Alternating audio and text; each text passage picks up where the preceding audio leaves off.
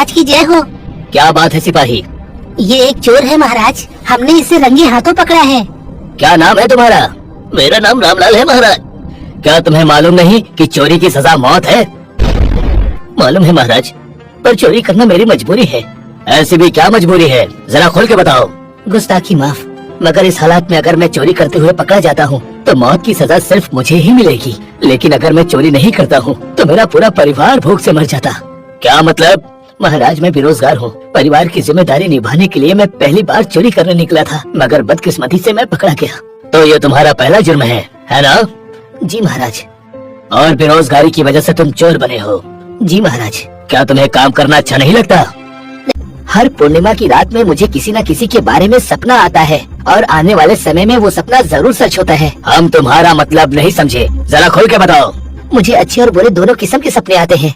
जिस व्यक्ति के बारे में मुझे बुरा सपना आता है मैं उन्हें आगाह करने के लिए अपने सपने की बात उन्हें बताता हूँ, और जब वो सपना सच हो जाता है तो वो लोग मुझे मनहूस समझकर मुझे मगर जाते जाते क्या मैं आपको आपके सपने के बारे में बता सकता हूँ महाराज? क्या तुमने हमारा भी सपना देखा है? जी महाराज। बताओ, हमारे बारे में तुमने सपने में क्या देखा है? सपना अशुभ है महाराज, अगर जान की माफी हो तो मैं अर्ज करूं। बोलो। महाराज, पड़ोसी देश के महाराजा सौमित्रा आपके राज्य पर बहुत जल्दी हमला करने वाले हैं।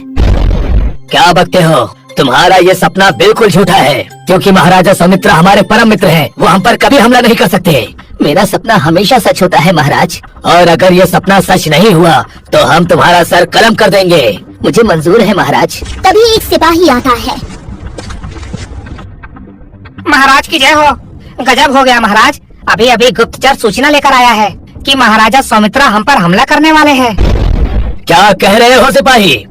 मैंने कहा था ना महाराज कि मेरा सपना कभी भी झूठा नहीं होता। सिपाही जाओ युद्ध की तैयारी करो। फिर राजा विक्रम रामलाल से कहते हैं, रामलाल, तुमने चोरी करके हमारे राज्य का कानून तोड़ा है, लेकिन इस वक्त तुमने हमें महाराजा सौमित्रा के हमले की जानकारी देकर हमारी मदद की है। हम तुमसे अति प्रसन्न हैं और तुम्हें सजा से मुक्ति देते हैं। शुक्रिया महाराज। और तुम दोबारा कभी भी चोरी ना करो, इसीलिए तुम्हें रोजगार देते हैं।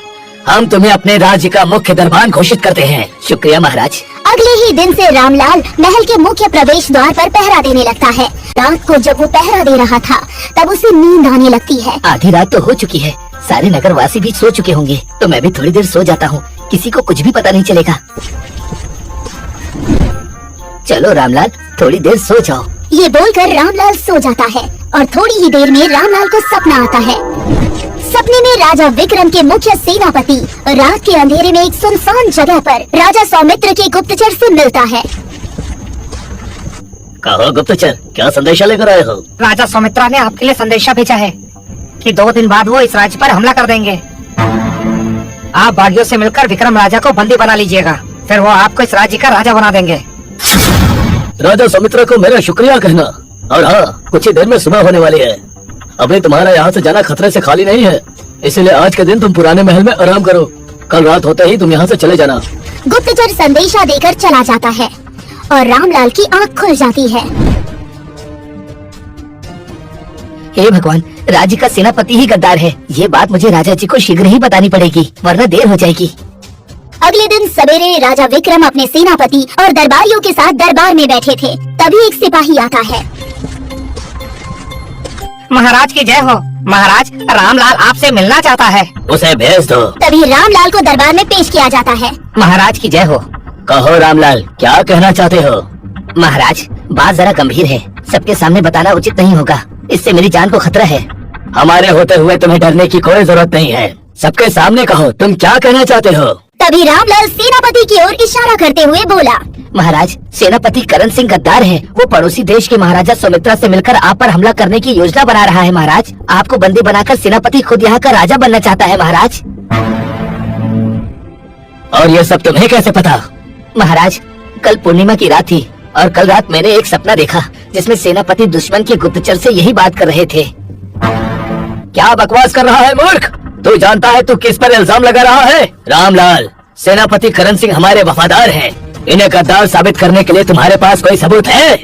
जी महाराज, राजा सुमित्रा का गुप्तचर इस समय पुराने महल में छुपा हुआ है। उसकी गिरफ्तारी ही सेनापति की गद्दारी का सबसे बड़ा सबूत है। महाराज, सिपाहियों, इसी वक्त पुराने महल की तलाशी ली जाए और अगर वहाँ सौमित्रा का गुप्तचर हो तो उसे फौरन गिरफ्तार कर लिया जाए और तब तक सेनापति करण सिंह को बंदी बनाया जाए। राजा विक्रमादित्य का हुक्म मिलते ही सैनिक सेनापति करण सिंह को हिरासत में ले लेते हैं। उधर सिपाहियों के साथ खुद राजा विक्रमादित्य रामलाल को लेकर पुराने महल में जाते हैं और गुप्तचर को गिरफ्तार कर लेते हैं। वाह रामलाल, तुम्हारे सपने की वजह से मुझ पर आने वाला संकट टल गया और राज्य का गद्दार भी पकड़ा गया। हम तुमसे बहुत प्रसन्न हैं रामलाल। शुक्रिया महाराज। मगर एक बात से हम तुमसे नाराज भी हैं। मैं कुछ समझा नहीं महाराज। तुम दरबार हो, रात भर जाकर महल की रखवाली करना तुम्हारा कर्तव्य है।